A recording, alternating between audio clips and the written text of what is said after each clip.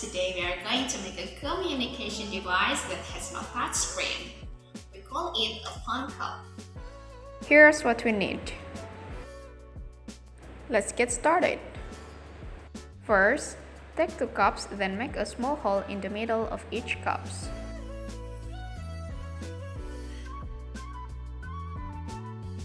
Thread the string through it and tie it off to prevent the thread from being pulled out of the cup.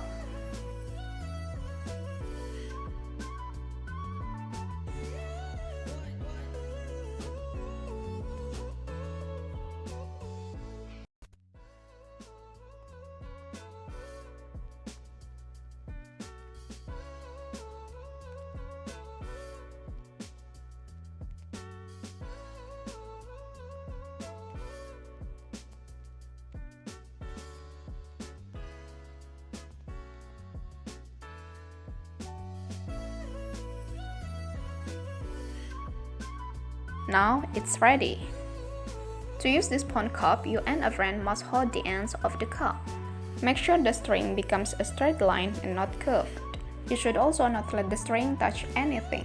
One person will then talk into the cup while the other person put their ears into the cup and try to listen. That's all for the experiment today. See you! Bye!